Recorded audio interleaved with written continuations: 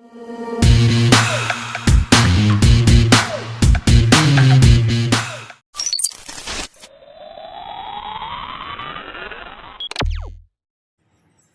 Friends, எல்லோரும் எப்படி இருக்கீங்க? நல்லா இருக்கீங்களா? வீடியோக்குள்ளே போகிறதுக்கு முன்னாடி நம்ம சேனலை சப்ஸ்கிரைப் பண்ணுங்கள் ஃப்ரெண்ட்ஸ். அப்படியே பக்கத்தில் இருக்க பெல் ஐக்கானை கிளிக் பண்ணுங்கள். ஈஸியான மெத்தடில் மோர் குழம்பு எப்படி செய்யலான்னு பார்க்கலாம் வாங்க.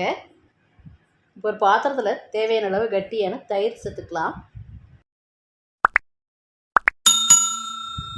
தயிர் கூடவே கொஞ்சமாக உப்பு சேர்த்துக்கோங்க. தயிர் கூட 1/4 டீஸ்பூன் மஞ்சள் பொடி சேர்த்துக்கோங்க. இப்போ மோர் குழம்புக்கு தேவையான அளவு தண்ணி சேர்த்து நல்லா கலந்துக்கலாம்.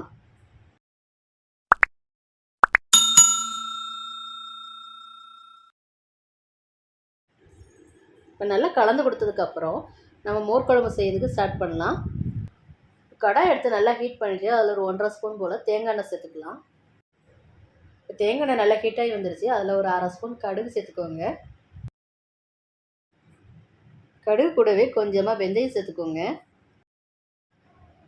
கடுகு வெந்தயமும் நல்லா பொரிஞ்சிருந்த பிறகு பொடியாக கட் பண்ண சின்ன வெங்காயத்தை சேர்த்து நல்லா கலர் மாதிரி வர வரைக்கும் வதக்கிக்கலாம்.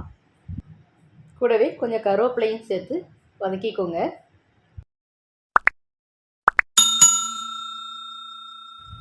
இப்போ நம்ம சேர்த்துன சின்ன வெங்காயம் நல்லா வதங்கி கலர் மாதிரி வந்துருச்சு. கூடவே 2 வரமிளகாவை கிள்ளி சேர்த்துக்கலாம்.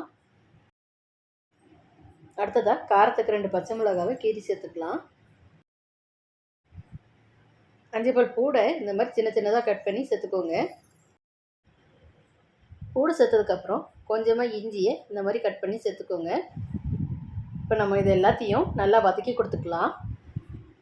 ரொம்ப ஈஸியான மெத்தடில் செய்யக்கூடியது தான் இந்த மோர் குழம்பு. இப்போ இதெல்லாம் நல்லா வதங்கினதுக்கப்புறம் நம்ம கலக்கி எடுத்த மோரை இப்போ இது கூட சேர்த்துக்கலாம். இந்த மோர் குழம்போட வெண்டைக்காய் ஃப்ரை, வாழைக்காய் ஃப்ரை, உருளைக்கிழங்கு ஃப்ரை ஏதாவது வச்சு சாப்பிட்டு பாருங்கள். சும்மா டேஸ்ட் அள்ளுங்க.